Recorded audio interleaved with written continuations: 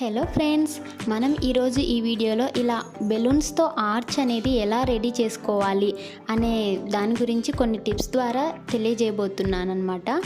ఎక్కడ ఈ వీడియోని మిస్ చేయకుండా చూడండి. దీనికోసం నేను ఇక్కడ 4 కలర్స్ బెలూన్స్ అయితే తీసుకోవడం జరిగిందనమాట.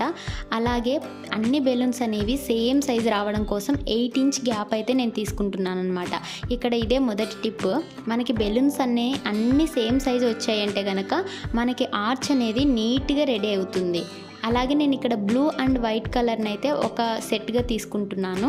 ఇంకా ఆరెంజ్ అండ్ ఎల్లో కలర్ అయితే ఒక సెట్గా తీసుకున్నాను అనమాట. అలాగే బెలూన్ అనేది మనకి సేమ్ సైజ్తో పాటుగా ఎక్కువ ఎయిర్ అనేది నింపకూడదు బెలూన్లో. అలా ఎక్కువగా నింపితే కనుక మనము ఏమవుతుందంటే ఆర్చ్ అనేది మనకి రౌండ్గా నీట్గా రాదు. మనం సేమ్ సైజ్ రౌండ్ షేప్లో బెలూన్ వచ్చేలాగా తీసుకున్నామంటే కనుక మనకు ఆర్చ్ అయితే నీట్గా రెడీ అవుతుందన్నమాట. ఇక్కడ నేను 10 ఇంచ్ బెలూన్ తీసుకొని 8 ఇంచ్ ఎయిర్ అయితే నింపాను.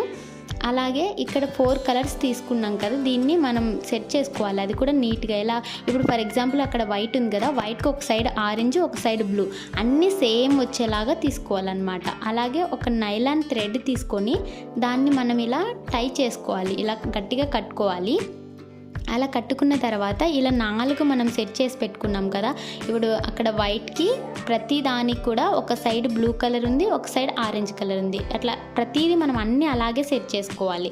అలా సెట్ చేసుకుంటే మాత్రమే మనకు ఆర్చ్ అనేది అన్ని కలర్స్ సేమ్గా వస్తాయి. అలాగే ఇలా సెట్ ఇలా పెట్టేటప్పుడు కూడా ప్రతి కలర్కి కలర్ దగ్గర సేమ్ కలర్ వచ్చేలాగా చూసుకోవాలి. బ్లూ దగ్గర బ్లూ, ఆరెంజ్ దగ్గర ఆరెంజ్, ఎల్లో దగ్గర ఎల్లో, ఇట్లా సేమ్ వచ్చేలాగా చూసుకుంటూ అన్నిటినీ ఇలా ఆ నైలాన్ థ్రెడ్తో ఉంది కదా దాంతో మనం ఇలా తిప్పుకుంటూ వెళ్ళిపోతే మనకి ఆర్చ్ అనేది ఒక కర్వ్ షేప్లో అయితే నీట్గా రెడీ అవుతుందన్నమాట. ఇలా అన్నీ మనం రెడీ చేసుకున్న బెలూన్స్ అన్నీ ఇలా చేసుకోవాలి. అలాగే నేను ప్రతి కలర్ బెలూన్ అయితే 30 బెలూన్స్ తీసుకున్నాను అనమాట. అంటే ఆరెంజ్ 30, వైట్ 30, బ్లూ 30, ఎల్లో 30, ఇలా 30 బెలూన్స్ అయితే తీసుకోవడం జరిగిందనమాట.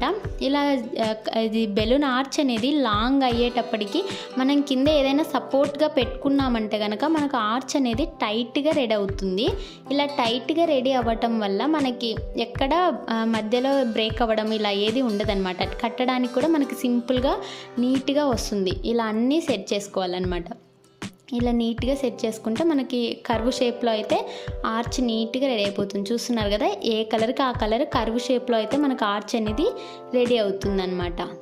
ఇలా రెడీ చేసుకోవాలి.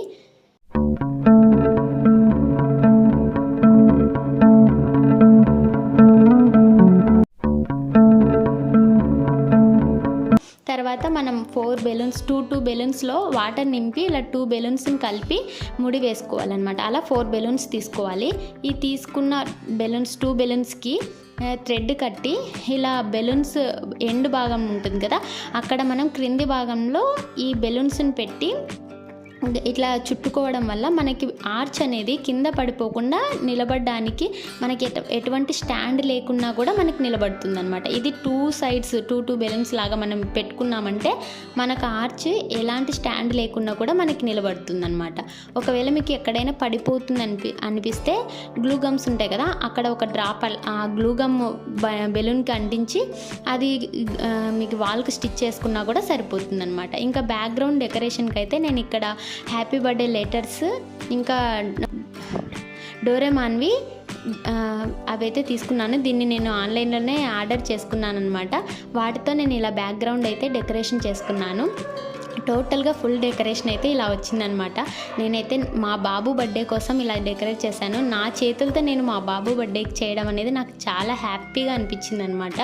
అలాగే నేను కేక్ కటింగ్ కోసం ఒక టేబుల్ కూడా అరేంజ్ చేశాను. దాని పక్కన చిన్న బెలూన్స్ ఆర్చ్ కూడా పెట్టాను. అది ఇంకా వీడియోలో నీట్గా కవర్ అవ్వలేదు. చాలా బాగా అనిపించింది నాకైతే. మీకు ఈ వీడియో మీకు ఎలా అనిపించిందో కమెంట్ చేయండి. అలాగే మీకు యూస్ఫుల్ అనిపిస్తే లైక్ చేసి షేర్ చేయండి. సబ్స్క్రైబ్ చేసుకోవడం మాత్రం మర్చిపోకండి. Thank you for watching.